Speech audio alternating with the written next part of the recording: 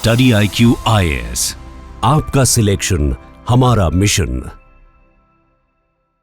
हम लोग शायद वो पीढ़ी है या वो जनरेशन है जिसने भारत में बहुत सारे ट्रांजिशन को देखा है। अगर आपने नहीं देखा है तो जरा पीछे लौट कर देखिए, आपको बहुत सारे ट्रांजिशन, बहुत सारे परिवर्तन देखने को मिलेंगे। परिवर्तन किस तरीके से मॉल्स का इंडिया में राइज हुआ और मॉल्स ने हमारी वो छोटी छोटी दुकानें या कह लीजिए कि भारतीय अर्थव्यवस्था की आधार या रीढ़ आप जिसको कहते थे उसको पूरे तरीके से बर्बाद कर दिया और बर्बाद करके पूरे भारत के मार्केट पर कब्जा किया। ह्यूमन की लाइफ में लग्जरी आई और एक मॉल को आप कह सकते हैं कि हमारी लाइफ का सिंबल यहाँ पे बना दिया। आप अगर मॉल में शॉपिंग करने जाते हैं तो आपका एक अलग क्लास है और नहीं जाते हैं तो आपका अलग क्लास है, और इसका दर्द झेला बहुत सारे शॉपकीपर्स ने।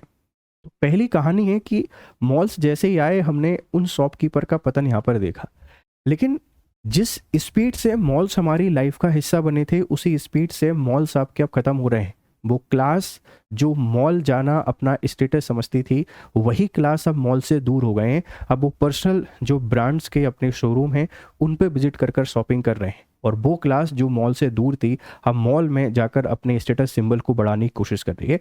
एक बहुत इंपॉर्टेंट केस स्टडी है कि किस तरीके से मॉल्स का इंडिया में राइज हुआ और हमारी अर्थव्यवस्था की जो रीढ़ कही जाती थी शॉप्स उनको ख़त्म किया, और कैसे अचानक से मॉल हमारे मार्केट से गायब होने लगे हैं और इन मॉल के सामने अब वही संकट आ गया है जो पहले शॉपकीपर के सामने था। तो केस स्टडी है, कैसे सब कुछ हुआ इसको समझने की कोशिश करेंगे। आप अपनी राय यहाँ पर जरूर दीजिएगा। स्वागत है आप लोगों का, मेरा नाम है गौरव शर्मा।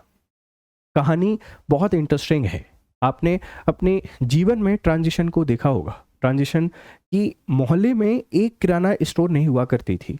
दादाजी या फादर साहब जब मार्केट जाते थे तो मार्केट से तभी कोई सामान आता था, और अगर घर पे कोई आ जाए तो बड़े संकट का सामना करना पड़ता था। वहाँ से इस आइडिया की शुरुआत हुई कि मोहल्ले में पहले एक शॉपकीपर की एक शॉप ओपन हुई जिसमें बेसिक ग्रोसरी का सामान आपको मिलना होता था। इसके बाद डेयरी, और ऐसे करके धीरे धीरे धीरे हमने देखा कि एक ही मोहल्ले में कई सारी शॉप्स होना शुरू हुई, एक ही गली में कई सारी शॉप होना शुरू हुई, और जो समस्या थी बाजार जाने की, उस बाजार जाने की समस्या का समाधान हुआ। बचपन में आपने और हमने सब लोगों ने उस अनुभव को किया होगा कि घर पे कोई रिलेटिव्स आ गए हैं, मिल्क नहीं है तो उसको लेकर आना और एक स्ट्रगल को फेस करना कि उसको छुपा के सब लोगों के सामने से अंदर लेके जाना है, कभी बिस्किट और कभी नमकीन को लेकर आना। आज की जनरेशन इस दर्द को या इस संघर्ष को या इस आनंद को नहीं समझ सकती है। क्यों? क्योंकि आज तो हर चीज़ घर में बहुत बड़े स्तर पर स्टोर रहती है, लेकिन पहले जीवन में भले संघर्ष था लेकिन आनंद था। दुकानें आईं और दुकानें बहुत अच्छे तरीके से इस्टेब्लिश हुई, सब कुछ बहुत बेहतर चल रहा था। फिर ये दुकानें आपके पास किस तरीके से डिमोलिश होती, वजह क्या है? इसके पीछे कई सारी वजह हैं, सिर्फ मॉल एक रीज़न नहीं है, इस बात को समझिएगा। पहली चीज़ है कि मोहल्ले में बहुत सारी शॉप्स हो गई। एक मोहल्ले में एक अगर किराना स्टोर हो तो बहुत है, जैसे फैमिली किराना स्टोर या रामू काका की शॉप। अब हर दूसरे घर को छोड़कर एक शॉप हो चुकी है, तो एक शॉप, दो शॉप या तीन शॉप सर्वाइव कर सकती हैं, सारी सर्वाइव नहीं कर सकती हैं। तो पहली वजह है कि जितनी डिमांड थी उससे ज़्यादा सप्लाई हमको देखने को मिली शॉप की, इसलिए बर्बाद हुए। दूसरी, कस्टमर बहुत इंपॉर्टेंट होता है। हमारी जो शॉप चलाने वाले थे वो घर के नॉर्मल लोग थे, परंपरागत उनका व्यवसाय नहीं था कि वो इसी में आए हों, तो उन्होंने एक तरीके से ट्रेनिंग ली हो या कंज्यूमर के बिहेवियर को अंडरस्टैंड करने की ट्रेनिंग हो। तो बिहेवियर में रूडनेस, पंचुअल ना होना, टाइम को फॉलो ना करना, ये भी एक इंपॉर्टेंट वजह यहाँ पे बन जाती है। दूसरी वजह, जितना लोकल मार्केट उतनी मार्केट में मिलावट की संभावनाएं देखने को मिलती है। ज़्यादा प्रॉफिट के चक्कर में जो लोकल शॉपकीपर्स थे इन्होंने मिलावट करना शुरू कर दिया। हर चीज़ में मिलावट, चाहे वो आटा हो, शक्कर हो, तेल हो, हर चीज़ में मिलावट आ रही है। उसके कारण क्वालिटी ऑफ लाइफ पे इम्पैक्ट पड़ना शुरू हुआ। तो वो दुकानें जो हमारी खुशियों का घर हुआ करती थी अब कहीं ना कहीं वो दुख का वजह बन रही है, जिसके कारण क्वालिटी प्रोडक्ट नहीं आ रहे हैं, जिसके कारण फूड पॉइजनिंग हो रही है और बहुत सारी चीज़ें हो रही हैं। अब इन सभी का समाधान हम खोज रहे थे मार्केट, लेकिन जो मार्केट है उन मार्केटों में बहुत बड़े स्तर पर भीड़ और अलग अलग जगह हमको जाना देखने को मिल रहा है। तो यहाँ अब लोग परेशान होना शुरू हुए, और उसी बीच में उम्मीद की किरण आई भारत में। अब उम्मीद की किरण भारत में मॉल्स कैसे आए? 1991 में हमने LPG रिफॉर्म लेकर आए। इसके कारण ग्लोबलाइजेशन, प्राइवेटाइजेशन, लिबरलाइजेशन हुआ। सब कुछ सिंपल सिंपल होगा और मॉल्स कल्चर की शुरुआत हुई। आप लोग अगर जानते होंगे तो भारत का पहला जो मॉल है सुपर मॉल चेन्नई में आपके पास ओपन हुआ। उसके बाद एक बहुत बड़ा मॉल आपके पास मुंबई में इस्टेब्लिश होता है। ये 1999 की कहानी मैं आपको बता रहा हूँ। और धीरे धीरे ये जो मॉल्स हैं भारत के हर एक शहर में आ चुके हैं। टियर 1 और टियर 2 शहरों में तो आपके पास पहुंच चुके हैं। और ये एक उम्मीद की किरण के तौर पर आए, क्योंकि इनकी ब्रांडिंग एक बहुत अलग तरीके से की गई। ब्रांडिंग कैसे की गई? सबसे पहली चीज़, आपको अलग अलग जगह यहाँ पे नहीं जाना है, सिर्फ और सिर्फ एक ही जगह जाके आपको शॉपिंग करनी है। वो सब कुछ आपको एक जगह मिलेगा जो दूसरी जगह आपको चाहिए था। जैसे मैं लोकल मार्केट में जा रहा हूँ तो मुझे कपड़े लेने कहीं और जाना है, ग्रोसरी के लिए कहीं और जाना है, बुक्स के लिए कहीं और जाना है। हर चीज़ के लिए अलग अलग मार्केट जाना है। अलग अलग मार्केट के लिए अलग अलग टाइम चाहिए, अलग अलग डिफ़िकल्टीज़ हैं, फ्यूल और बहुत सारा समय भी हमारा वहाँ पे ख़राब होता है। इसी बीच में मॉल्स ने हमको प्रमोट किया कि एक जगह आपको सब कुछ मिलेगा। और भारत का जो मार्केट छोटी छोटी दुकानों या लोकल मार्केट तक सीमित था, अब लोगों को एक उम्मीद की किरण मिली, क्योंकि मॉल्स ने बहुत सारे प्रॉमिस किए। पहली, क्वालिटी प्रोडक्ट, क्योंकि बड़े बड़े मॉल हैं तो हम मिलावट की उम्मीद वहाँ पे नहीं कर सकते, सब कुछ पैकेज आपको मटेरियल मिल रहा है। दूसरा, बहुत ज़्यादा हाइजीनिक तरीके से आपको हर चीज़ प्रोडक्ट मिल रही है। तीसरा, आपको चूज़ करने का अधिकार है, दुकानदार का वेट नहीं करना है, आप जाएंगे अपना सामान पैक करेंगे, भर के घर लेके आ जाएंगे। और चौथा, इन्होंने एक ऑफर, एक जाल जिसको आप लोग ट्रैप कहते हैं, डिस्काउंट चलाया। और इसके कारण पूरा जो टियर 1 और टियर 2 के लोग हैं ये जाना शुरू कर दिए मॉल। एक बहुत बड़ी आबादी मॉल का हिस्सा बनी। हालांकि शुरुआत में डिफ़िकल्टीज आई, क्योंकि हम भारतीय हैं, हर कोई मिडिल और लोअर मिडिल क्लास का है। बड़ी बिल्डिंग देखकर हम उसमें अंदर जाने का नहीं सोचते हैं, बड़ी होटल देख के हम उसमें चाय पीने का नहीं सोचते हैं। हमारा चाय का कंफर्ट एक टपरी या कोई छोटी सी शॉप होती है। तो शुरुआत में लोग हिचके, लेकिन फिर जो मॉल ओनर्स हैं इन्होंने ब्रांडिंग करना शुरू की, इन्होंने डिस्काउंट एंड ऑल देना शुरू किए। तो सुपर क्लास से मिडिल क्लास भी मॉल में जाना शुरू हुआ। और फिर आते हैं भारत में मॉल कल्चर का बूम। जो छोटी छोटी दुकानें अपने जीवन में सब कुछ बहुत अच्छा चल रहा था, अपनी मिलावट और ख़राब बिहेवियर के कारण अपनी बर्बादी की कगार पे खड़ी हुई। और आप जब देखेंगे कि एक मोहल्ले में बहुत सारी शॉप जो हुआ करती थी, अब वो घटकर 1 या 2 शॉप में रह गई हैं, और वो भी संघर्ष कर रहे हैं। पहले जो लग्जरी जो लाइफ स्टाइल थी वो नहीं थी। एक छोटे शॉपकीपर का व्यक्ति, अगर बच्चा फॉरेन में पढ़ रहा है तो एक तो प्राउड की बात है, दूसरी सक्सेस की बात है। लेकिन अब नहीं पढ़ पा रहा है तो वजह क्या है कि आपने उस क्वालिटी प्रोडक्ट को मेंटेन नहीं किया जो पहले कर पाते थे। तो कुछ बेसिक बातें आपको समझ में आई होंगी कि किस तरीके से हमारी जो लोकल मार्केट था या लोकल शॉप्स थी इनका राइज हुआ। दूसरा, आप इस बात को समझ पाए होंगे कि क्यों हमारे लोकल मार्केट आपके डिस्ट्रॉय हुए। क्या सिर्फ मॉल आने के कारण डिस्ट्रॉय हुए? नहीं, मॉल आने के पहले ही ये अपनी जगह बना चुके थे ख़त्म होने की, या अपनी कब्र खो चुके थे उसमें दफन होने की। जैसे ही मॉल आए लोगों को एक उम्मीद की किरण मिली। 2003 से लेके 2012-13 तक के बीच में मॉल को इतना हमने ज़्यादा उसकी मार्केटिंग कर दी कि मॉल हमारे स्टेटस का सिंबल हो गए। शॉपिंग के लिए लोग मॉल जा रहे हैं तो स्टेटस लगा रहे हैं, फेसबुक पे अपलोड कर रहे हैं। इंस्टाग्राम के आने के बाद और व्हाट्सएप पे स्टेटस लगा आने के बाद तो पूरी कहानी बदल गई। हर कोई बर्थडे सेलिब्रेट करने के लिए, पार्टी करने के लिए मॉल जा रहा है, शॉपिंग करने के लिए मॉल जा रहा है, हमारी लाइफ का एक बहुत इंपॉर्टेंट हिस्सा बने। लेकिन ऐसा क्या हुआ कि अचानक से जो मॉल हैं ये पूरे तरीके से डिस्ट्रॉय हो गए।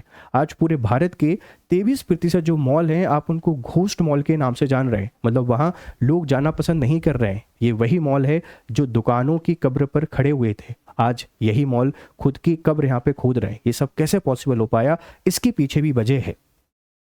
अब आपने लोकल मार्केट को जिस तरीके से ख़त्म किया तो पूरी जो भीड़ है वो कहाँ पहुँच चुकी है? मॉल पहुँच चुकी है। मॉल एक बहुत लिमिटेड एरिया में है तो बहुत सारी प्रॉब्लम का सामना करना पड़ रहा है। पहली प्रॉब्लम है ट्रैफिक, दूसरी प्रॉब्लम है पार्किंग, क्योंकि अब सब लोग मॉल जा रहे हैं, तीसरी प्रॉब्लम है लंबी लंबी लाइन, और चौथी प्रॉब्लम है कि डिमांड एंड सप्लाई को फुलफिल नहीं कर पा रहे। जो प्रोडक्ट चाहिए प्रोडक्ट यहाँ पे मिल ही नहीं पा रहे। तो अब जरा सोचने की कोशिश कीजिए, मॉल जो विकल्प बने थे दुकानों का, अब वही मॉल परेशानी का सामना कर रहे हैं। डिमांड एंड सप्लाई पूरी नहीं हो पा रही है, हैवी ऑफर के कारण प्रॉफिट में चल नहीं पा रहे हैं। प्रॉफिट में नहीं चल पा रहे हैं तो क्वालिटी प्रोडक्ट नहीं मिल पाएंगे, जो मुझे चाहिए था वो नहीं मिल पा रहा है। और इसी के साथ में और भी बहुत सारी दिक्कतें हैं। शॉप पे 1 या 2 लोगों से काम चल जाता है। एक मॉल में आप मिनिमम देखेंगे तो 100 लोगों का स्टाफ रहेगा, उन लोगों की सैलरी, फिर एक बहुत बड़ी बिल्डिंग, इस इंफ्रा का रेंट, इसी के साथ में बिजली और ढेर सारी दिक्कतें। मतलब मॉल जो एक विकल्प के तौर पर आए थे, अपने आप को इस्टेब्लिश करने की कोशिश कर रहे थे, इस्टेब्लिश होने से पहले ही उनके ऊपर बर्डन आ गया। वो लोग जो मॉल जाकर अपनी लाइफ को वीआईपी बना रहे थे, उन्होंने अब ये ढेर सारी परेशानियों से बचना शुरू किया और एक विकल्प की तलाश में थे। और 2016 और 17 की अगर मैं आपसे बात करूं, वहाँ से जब जियो आती है तो पूरे भारत में ई कॉमर्स का राइज होता है। मतलब आज जो कुछ भी चल रहा है, आप लाख गालियां दे लीजिए अंबानी को, जो कुछ भी चल रहा है, फ्रीडम ऑफ स्पीच, ये वीडियो लेक्चर, ये ऑनलाइन शॉपिंग, या आपका मार्केट, या आपका ब्रांड, ये सब कुछ जस्ट बिकॉज ऑफ जो है जियो चल रहा है। 2016 और 17 में जियो आती है, फ्री इंटरनेट, हर मोबाइल में इंटरनेट है, और इस फ्री इंटरनेट के साथ शुरुआत होती है एक रेवोल्यूशन की जो पूरे भारत के मार्केट को बदल के रख देता है। वो मॉल जो दुकानों की कब्रगाह बना था, अब उसी मॉल को डिस्ट्रॉय करने के लिए ई कॉमर्स आ गया है।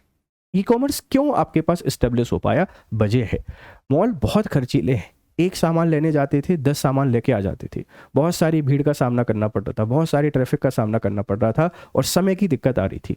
ई कॉमर्स ने सब कुछ आपके हाथों में रख दिया। आप ऑफिस में बैठे हैं, कुछ भी ऑर्डर कर दीजिए, आप घर में बैठे हैं, कुछ भी ऑर्डर कर दीजिए, ना आपको बाहर जाना है, ना बहुत सारा फर्जी आपको सामान लेके आना है। जो ज़रूरी है उतना ही सामान आप यहाँ पर लेकर आएंगे। और इस ई कॉमर्स के रेवोल्यूशन के कारण जो मॉल है, उस मॉल का कल्चर भारत में इस्टेब्लिश होने से पहले ही पूरे तरीके से डिस्ट्रॉय हो गया है। क्या पूरी तरह हो गया है? नहीं, अभी भी हमारे जो टियर 2 शहर हैं, टियर 1 या टियर 2 शहरों में मॉल का दबदबा है, लेकिन मॉल जिस पर्पस से शुरू हुए थे वो पर्पस फुलफिल नहीं कर पा रहे हैं। जिस क्लास को मॉल टारगेट करना चाह रहे थे वो क्लास अब मॉल तक नहीं पहुंच पा रही है। वजह मैंने आपको बता दिया है कि ओवर क्राउडेड हो चुके हैं, डिमांड एंड सप्लाई की चेन फुलफिल नहीं हो पा रही है, बहुत रश होता है, बहुत समय लगता है, और कभी कभी तो बेसिक जो एमिनिटीज़ हैं वो भी मॉल में नहीं मिल पाती हैं। और ये सब कुछ आसान किया ई कॉमर्स ने। जब ई कॉमर्स आपके पास आया, फ्लिपकार्ट की हम लोग बात करें, या आप लोग फ्लिपकार्ट की बात कर लीजिए, ठीक है, या हम जोमेटो स्विगी की बात करें, इन सभी लोगों ने लाइफ को काफ़ी आसान बना दिया। अब इसमें भी डिले हो रहा था। इस डिले को दूर करने के लिए, जैसे मोहल्ले के जो शॉप बचे हुए थे थोड़े बहुत, वो सर्वाइव कर पा रहे थे। क्यों? क्योंकि मॉल कल्चर खत्म हुआ, लोग मॉल से दूर भागे, तो भागे कहाँ? वापस वहीं आए जहाँ से शुरुआत की थी।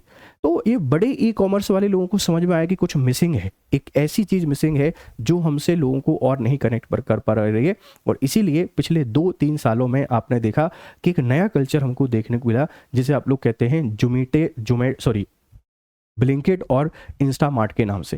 ये 10 मिनट में आपके यहाँ पे सामान पहुँचा देते हैं। तो पूरा का पूरा ये एक लूप चला है, और इस तरीके से सब कुछ आपके पास डिस्ट्रॉय हुआ है। क्या ये परमानेंट रहेगा? देखो, कोई भी चीज़ कभी भी परमानेंट नहीं रहती है। अगर ये लोग भी अपनी हरकतें नहीं सुधारेंगे, जैसे आप किसी भी प्रोडक्ट को ब्लिंकिट से खरीद कर देखिए, आपको 2 और 3 गुना, जैसे टोमेटो को मैं आपको बताता हूँ, लोकल मार्केट में आप कितने भी महंगे शहर में रह रहे होंगे, टोमेटो आपको 30-40 मैक्स 50 रुपये केजी में मिल जाएगा। आज हालत ये है, ब्लिंकिट पे आप टमाटर देख लीजिए, आपको 90 रुपये का आधा किलो या 60 रुपये का आधा किलो टमाटर आपको मिल रहा होगा। तो इस तरीके से अगर ब्लिंकिट और इंस्टामार्ट ऐसे ही महंगे प्रोडक्ट डिलीवर करते रहेंगे, तो फिर से शायद वापसी होगी उस लोकल मार्केट की जिसकी हम उम्मीद कर रहे थे। आपने अगर देखा हो तो जैसे डेयरी इंडस्ट्री पूरी तरीके से वापस आ चुकी है। एक बात ध्यान रखना, छोटे छोटे मॉल, जो छोटे छोटे शॉप्स हैं, ग्रोसरी स्टोर बन गए, बहुत बड़ा मॉल नहीं है, वो भी वापस आ रहे हैं, कमबैक हो रहा है। आपको आइडिया बदलना पड़ेगा, आपको तरीके बदलने पड़ेंगे, क्वालिटी प्रोडक्ट आपको रखना पड़ेगा। तो ये एक बहुत शानदार एनालिसिस था, एक इंपॉर्टेंट टॉपिक था, अपनी सोसाइटी से रिलेटेड था, हर किसी से संबंधित था। तो हमने कहा चलो इसको थोड़ा समझते हैं। तो पूरी केस स्टडी मैंने आपको बता दी है। अब फटाफट आप स्लाइड को यहाँ पर देख लीजिए। तो शुरुआत कैसे होती है यहाँ पे देख लीजिए। 2000 लोकल दुकानों और हाई स्ट्रीट मार्केट का राज हुआ करता था। 2000 से 2015 के बीच में मॉल्स ने आकर शॉपिंग का तरीका बदला और छोटी दुकानों को खत्म कर दिया। फेज 3 2015 और वर्तमान, मॉल जो भारत के स्टेटस का सिंबल हो चुके थे, डिस्ट्रॉय होना शुरू हुए। इंटरनेट और ई कॉमर्स ने मूल मॉल्स को भूथा या घोष यहाँ पे बना दिया। ठीक है, ध्यान रखना। अब देखो भारत में मॉल कल्चर की शुरुआत कैसे हुई। तो सबसे पहले 1999 में चेन्नई में एक स्पेंसर प्लाजा भारत के सबसे पुराने और बड़े मॉल्स में से एक है। मतलब ऐसा संभवतः यहाँ से शुरुआत मानी जाती है, कुछ और बन गए होंगे बट एक बड़े स्तर पर शुरुआत हुई। फिर आप देखेंगे 1999 में ही मुंबई में क्रॉसहेड्स मॉल भारतीयों के लिए पहला विश्व स्तरीय शॉपिंग अनुभव हुआ, जो वर्ल्ड क्लास अनुभव हो सकता है, हमारे मुंबई में यहाँ पर ओपन होता है। उसके बाद दिल्ली का अंसल प्लाजा उत्तर भारत का पहला बड़ा मॉल। यह सिर्फ शॉपिंग नहीं थी, पहली बार भारतीयों ने एक ही छत के नीचे एसी, एस्केलेटर, ब्रांड्स और फूड कोर्ट का अनुभव किया। एक लाइफ स्टाइल शिफ्ट था जो भारतीय लोग, चाहे अमीर हों चाहे गरीब हों, एक शहर के मार्केट की शॉप्स में भटक रहा है, एक ही स्टेट में भटक रहा है। उस एक स्टेट से एक मार्केट शिफ्ट था, एक क्लास, एक स्टैंडर्ड का शिफ्ट था। तो जैसे ही मॉल आए, भारत में दो क्लास बनी, एक वीआईपी क्लास जो मॉल जाती है, एक हम जैसे लोग जो बिना मॉल के अपने जीवन को जी रहे होते हैं। आज यही मॉल शायद अपनी गलतियों को ढूंढ रहे होंगे, तलाश रहे होंगे कि कैसे ऐसा हुआ हम यहाँ पे डिस्ट्रॉय हो जाते हैं। अब देखो, स्वर्णिम युग मॉल्स ने लोकल दुकानों को कैसे पछाड़ा। 2003 से लेकर 2012 के बीच में टियर 1 और टियर 2 में शहरों का मॉल्स का बूम आया। फुटफॉल शिफ्ट, पार्किंग की समस्या, गर्मी के कारण हाई स्ट्रीट मार्केट खाली होने लगे, हाइपर मार्केट इफेक्ट, जैसे स्टोर्स ने भारी डिस्काउंट देकर किराना दुकानों को मार्जिन खत्म कर दिया। उपभोक्ता का मनोविज्ञान, वीकेंड आउटिंग का मतलब है परिवार के साथ मॉल जाना बन गया। 2003 से लेकर 12 के बीच में ये जो हमारे लोकल हाई स्ट्रीट हुआ करता था, जो बहुत सारे लोगों की जॉब और सर्वाइवल का आधार था, वे पूरे तरीके से ख़त्म होता है और सब शिफ्ट हो जाते हैं कहाँ पर, मॉल में। बहुत सारी सुविधाएं, बहुत सारी बेसिक फैसिलिटी यहाँ पे हमको मिल रही थी और एक स्टेटस सिंबल और फैमिली का क्वालिटी टाइम बिताने का तरीका था। मॉल में अब सब कुछ है, मॉल में सिनेमा है, मॉल में फूड कोर्ट है, मॉल में वो सब कुछ है जो आप चाहते हैं, जो आप सोच सकते हैं। इसीलिए हमारी लाइफ स्टाइल का हिस्सा बन गया मॉल और एक क्लास का हिस्सा भी बन गया। लेकिन कहानी यही नहीं रुकती है। फिर लोकल दुकानें बना शॉपिंग मॉल्स, कैसे जीते मॉल। लोकल दुकानों में सुविधा अलग अलग जगह में पड़ता था, सब कुछ एक ही छत के नीचे। माहौल, भीड़ भाड़, गर्मी, कोई एसी नहीं है, एसी, साफ सफाई, एस्केलेटर, बड़ा एरिया, खुला खुला सब कुछ आपको मिल पा रहा है। वैरायटी, सीमित विकल्प, ग्लोबल और नेशनल ब्रांड से मनोरंजन कुछ भी नहीं, cinema, gaming zone, food court, सब कुछ आपको मिल रहा है। मॉल्स ने सिर्फ प्रोडक्ट नहीं बेची, उन्होंने अनुभव की बेचा। मतलब मॉल्स ने सिर्फ सामान नहीं बेचा, एक स्टैंडर्ड, एक क्लास, एक लाइफ स्टाइल को बेचना शुरू किया। तो लोग मॉल प्रोडक्ट लेने जाएं या नहीं जाएं, एक क्लास और एक स्टैंडर्ड लेने के लिए लोगों ने जाना यहाँ पे शुरू कर दिया। उसके बाद कहानी बदलती है, कहानी में ट्विस्ट है, इंटरनेट और स्मार्टफोन की क्रांति। 2014-16 अमेजोन और फ्लिपकार्ट का भारी निवेश और कैश बर्न मॉडल यहाँ पर सामने आया। बहुत हैवी डिस्काउंट दे रहे हैं, हैवी डिस्काउंट दे रहे हैं, हैवी डिस्काउंट दे रहे हैं, आदत लगा रहे हैं आपको, भैया आप हमसे जुड़ जाइए। 2016 सस्ता इंटरनेट और स्मार्टफोन हर भारतीय के हाथ में आ गया और नया मॉल अब भारत का सबसे बड़ा मॉल किसी शहर में नहीं है, बल्कि लोगों की जेब में, स्मार्टफोन में है। तो कहते हैं ना कि आपने अगर किसी को कभी बर्बाद किया है तो आप बहुत लंबे समय तक आबाद नहीं रह सकते हैं, एक दिन आप भी बर्बादी कगार पर खड़े रहेंगे। और वही मॉल जिन्होंने लोकल शॉप्स को बर्बाद किया आज खुद बर्बाद हो चुके हैं। और डेटा की अगर मैं आपसे बात करूं, डेटा की आपसे बात करूं तो 21% आश्चर्यजनक सच है। नाइट फ्रैंक इंडिया रिपोर्ट के अनुसार भारत के टॉप 8 शहरों में 21% से ज़्यादा मॉल अब घोस्ट मॉल बन चुके हैं। ऐसे मॉल जहां 40% से ज़्यादा दुकानें खाली पड़ी हैं और कस्टमर बिल्कुल नहीं आते हैं। लगभग 133 से ज़्यादा मॉल्स बर्बादी कगार पर हैं, जिनमें निवेशकों को करोड़ों का रियल एस्टेट यहाँ पे फंसा हुआ है। अंधा पैसा, अंधी कमाई के नाम पर ढेर सारा इन्वेस्टमेंट कर दिया, लेकिन अब बर्बादी कगार पर खड़े हुए हैं। पतन का कारण, सुविधा और भारी डिस्काउंट। देखो, फिजिकल फ्रैक्शन, रिटेल शॉपिंग का फायदा, ट्रैफिक का झंझट नहीं, पार्किंग की कोई फीस नहीं है, मॉल के शोरूम से 20 से 30% सस्ता सामान मिल रहा है, direct consumer, know heavy rent, कुछ भी नहीं है, तो लोगों ने यहाँ जाना बंद कर दिया। डिजिटल फ्रिक्शन, जो चीज़ घर बैठे सस्ते में मिल रही है उसके लिए गाड़ी निकाल कर मॉल क्यों जाना। गाड़ी निकालें, ट्रैफिक का हिस्सा बने, भीड़ का हिस्सा बने, ठीक है, पार्किंग का चार्ज दें, फ्यूल का चार्ज दें, समय खराब करें, वो सब कुछ आपको घर पे मिल जा रहा है एक क्लिक पर। तो जो इंटरनेट है ये मॉल के पतन का सबसे बड़ा कारण बना, इस बात को ध्यान रखना। पतन का कारण, अंतिम प्रहार, क्विक कॉमर्स। एंकर स्टोर का पतन, मॉल्स के अंदर मौजूद हाइपर मार्केट जैसे बिग बाजार, ठीक है, इस बार सबसे बड़े क्राउड फ्लोर थे। लोग महीने भर का राशन लेने आते थे और साथ में कपड़े या खाना भी खरीदते थे। 10 मिनट का जादू, जेप्टो, ब्लिंकिट, स्विगी, इंस्टामार्ट ने उदय ने मॉडल को पूरी तरह तोड़ दिया है। आज 10 मिनट में हर ग्रोसरी घर आ रही है। हाइपर मार्केट्स का फुटफॉल खत्म हो गया है, जिससे मॉल के इकोसिस्टम का बिजनेस आपके पास पूरा गिर गया है। तो ये एक बहुत शानदार केस स्टडी थी, हम सब और आपसे संबंधित है। आप सबके कुछ ना कुछ एक्सपीरियंस को लेकर जरूर रहे होंगे, कैसे रहे हैं आप मुझे यहाँ पर जरूर बताइएगा। इसको हर भारतीय तक शेयर जरूर करिएगा, क्योंकि रामू काका की दुकान या फैमिली किराना स्टोर हम सबका इमोशंस है। वो जब बर्बाद हुआ तो शायद उनको दुख हुआ हो, नहीं हुआ हो, लेकिन मुझे बहुत दुख हुआ, क्योंकि वो किराने सिर्फ और सिर्फ किराने की दुकानें नहीं थी, हमारा इमोशन था, हमारी जीवन थी और हमारे संघर्ष की वो साथी थे।